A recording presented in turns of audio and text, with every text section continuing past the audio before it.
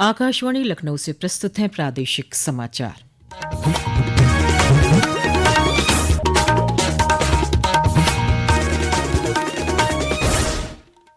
मुख्य समाचार। मुख्यमंत्री योगी आदित्यनाथ ने लोकमाता अहिल्याबाई मातृ शक्ति यात्रा का किया शुभारंभ। कहा, रक्षाबंधन पर 27 से 29 अगस्त तक महिलाएं सहयात्री के साथ कर सकेंगी निःशुल्क यात्रा। प्रधानमंत्री नरेंद्र मोदी कल प्रदेश के 150 केंद्रों समेत देश के 1500 संस्थानों के युवाओं से करेंगे खेलो इंडिया संवाद। खेल, युवा नेतृत्व, फिटनेस और राष्ट्र निर्माण पर होगी चर्चा। धार्मिक श्रद्धा के साथ मनाया जा रहा है ईद ए मिलादुन्नबी का पर्व। जगह जगह निकाला गया मिलाद जुलूस। और प्रदेश के अधिकांश जिलों में मध्यम से तेज बारिश का सिलसिला जारी।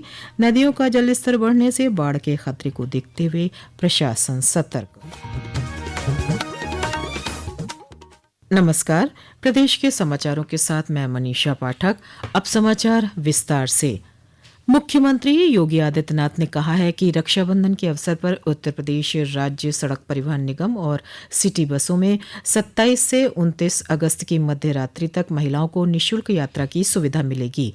उन्होंने बताया कि निगम की बसों में महिला यात्री एक सहयोगी के साथ निःशुल्क यात्रा कर सकेंगी। इस अवसर पर मुख्यमंत्री ने लोकमाता अहिल्याबाई मातृ शक्ति यात्रा का शुभारंभ करते हुए विशेष बसों को हरी झंडी दिखाकर रवाना किया। उन्होंने योजना के तहत 60 वर्ष या इससे अधिक आयु की महिलाओं को स्मार्ट कार्ड भी प्रदान किए।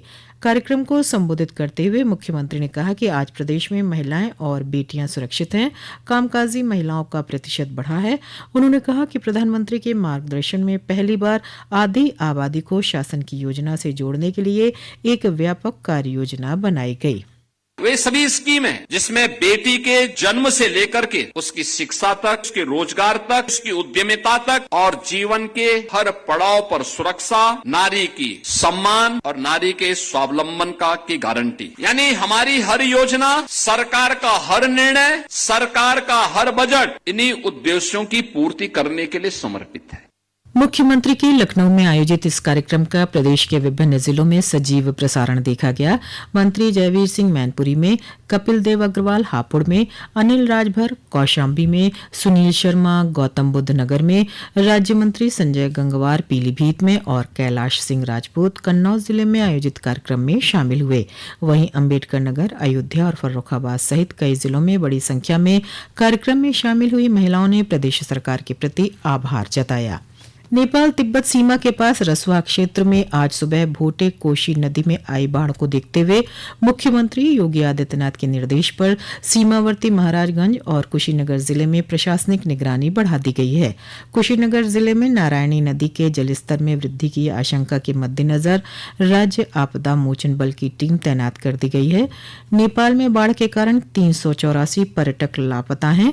इनमें 105 भारतीय शामिल हैं, जबकि 7 लोगों की मौत हुई है। पर्यटकों और उनके परिजनों की सहायता के लिए नेपाल पर्यटन बोर्ड ने टोल फ्री नंबर 1234, हेल्पलाइन 1144 और टूरिस्ट पुलिस नंबर 9851 289 445 जारी किए हैं। बोर्ड ने प्रभावित क्षेत्रों में मौजूद पर्यटकों से प्रशासन के सुरक्षा निर्देशों का पालन करने की अपील की है। प्रधानमंत्री नरेंद्र मोदी कल वीडियो कॉन्फ्रेंस के माध्यम से प्रदेश के करीब 150 स्थानों समेत देश भर में 1500 स्थानों पर खेलो इंडिया संवाद के तहत युवाओं को संबोधित करेंगे। एक रिपोर्ट।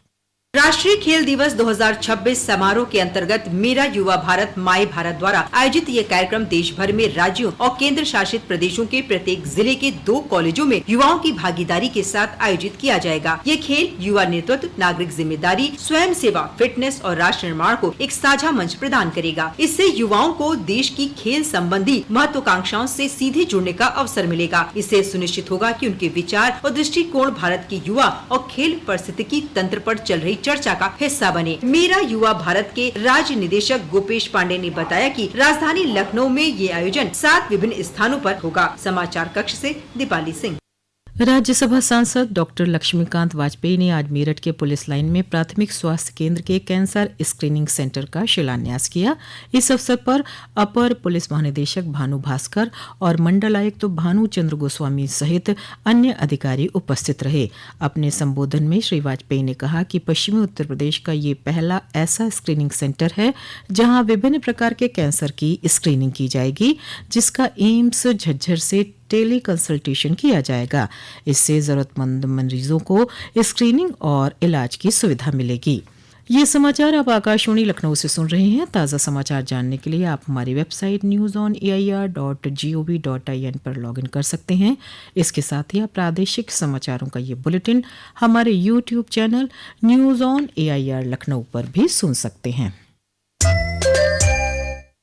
देश के कई हिस्सों में इन्फ्लुएंजा H1N1 के मामलों में बढ़ोतरी को देखते हुए प्रयागराज के स्वरूप रानी नेहरू चिकित्सालय में भी सतर्कता बढ़ा दी गई है। अस्पताल प्रशासन ने फ्लू जैसे लक्षण वाले मरीजों की समय पर पहचान, आवश्यक जांच और उपचार के साथ गंभीर मरीजों के प्रबंधन की तैयारियों की समीक्षा शुरू कर दी है। मेडिकल कॉलेज और अस्पताल के संबंधित विभागों को सतर्क रहने तथा संक्रमण नियंत्रण के सभी मानकों का पालन सुनिश्चित करने के निर्देश दिए गए हैं। राष्ट्रीय परीक्षा agency UGC net, CSIR net तथा ICAR, AIEEA PG और AICE PhD 2026 परीक्षा की अंतिम उत्तर कुंजी और परिणाम इस सप्ताह जारी करेगी। एजेंसी ने बताया कि परिणाम और अंतिम उत्तर कुंजी उसकी वेबसाइट पर उपलब्ध रहेगी। राष्ट्रीय परीक्षा एजेंसी ने केवल आधिकारिक जानकारी पर ही भरोसा करने को कहा है। रक्षाबंधन पर यात्रियों की भारी भीड़ को देखते हुए उत्तर रेलवे लखनऊ मंडल ने चंडीगढ़ लखनऊ और दिल्ली वाराणसी रूट पर विशेष ट्रेन चलाने का फैसला किया है। रेलवे प्रशासन के अनुसार चंडीगढ़ लखनऊ चंडीगढ़ आरक्षित स्पेशल ट्रेन कल रात 7:40 पर चंडीगढ़ से रवाना होकर अगले दिन 9:30 बजे लखनऊ पहुंचेगी। वहीं दिल्ली वाराणसी दिल्ली स्पेशल ट्रेन कल रात 8:10 पर दिल्ली से चलकर अगले दिन सुबह 6:30 बजे लखनऊ और 11:45 पर वाराणसी पहुंचेगी। पैगंबर हजरत मोहम्मद का जन्मदिन ईद मिलादुन्नबी आज प्रदेश भर में धार्मिक श्रद्धा और उल्लास के साथ मनाया जा रहा है। इस अवसर पर पैगंबर मोहम्मद के जीवन और शिक्षाओं पर मिलाद महफिलें और सीरत सम्मेलन आयोजित किया गया। जगह जगह मिलाद जुलूस भी निकाले गए। इसके लिए सुरक्षा के व्यापक इंतजाम किए गए। राजधानी लखनऊ में भी विभिन्न स्थानों पर जुलूसे मोहम्मदी और जुलूसे मदहे सहाबा निकाले गए। एक रिपोर्ट।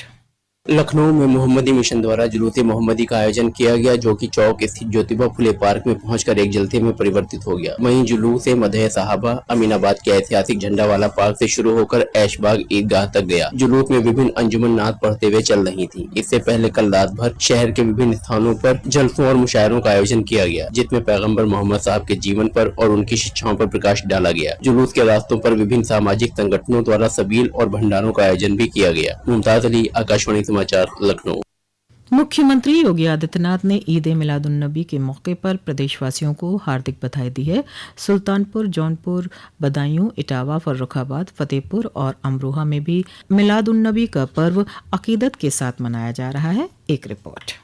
ईद मिलादुन नबी के मौके पर अमरोहा में भी आज जुलूसे मोहम्मदी निकाले गए, जिसमें बड़ों के साथ बच्चे भी बड़ी संख्या में शामिल हुए और मोहम्मद साहब की शान में नात पढ़ी गयी। जगह जगह विभिन्न समुदायों द्वारा जुलूस पर पुष्प वर्षा कर स्वागत किया गया। जुलूस के समापन अवसर पर मुल्क में अमन चैन के लिए दुआएं मांगी गयी। सुरक्षा के चलते जुलूस के साथ भारी तादाद में पुलिस बल तैनात रहा। मरगूब हुसैन, आकाशवाणी समाचार, अमरोहा। प्रदेश भर में रुक रुक कर मध्यम से तेज बारिश का सिलसिला आज भी जारी है। मौसम विभाग ने पश्चिमी उत्तर प्रदेश के कई जिलों में कल के लिए भारी से बहुत भारी बारिश का रेड अलर्ट जारी किया है। विभाग के अनुसार अगले 2 दिनों में पूर्वी उत्तर प्रदेश के कई स्थानों पर गरज चमक के साथ भारी बारिश की संभावना है। अंत में मुख्य समाचार एक बार फिर। मुख्यमंत्री योगी आदित्यनाथ ने लोकमाता अहिल्याबाई मातृ शक्ति यात्रा का किया शुभारंभ। कहा, रक्षाबंधन पर 27 से 29 अगस्त तक महिलाएं सहयात्री के साथ कर सकेंगी निःशुल्क यात्रा। प्रधानमंत्री नरेंद्र मोदी कल प्रदेश के 150 केंद्रों समेत देश के 1500 संस्थानों के युवाओं से करेंगे खेलो इंडिया संवाद। खेल, युवा नेतृत्व, फिटनेस और राष्ट्र निर्माण पर होगी चर्चा। धार्मिक श्रद्धा के साथ मनाया जा रहा है ईद मिलादुन्नबी का पर्व। जगह जगह निकाला गया मिलाद जुलूस और प्रदेश के अधिकांश जिलों में मध्यम से तेज बारिश का सिलसिला जारी। नदियों का जलस्तर बढ़ने से बाढ़ के खतरे को देखते हुए प्रशासन सतर्क। इसी के साथ प्रादेशिक समाचारों का ये बुलेटिन समाप्त हुआ। अगला बुलेटिन रात 8 बजे FM पर प्रसारित किया जाएगा। नमस्कार।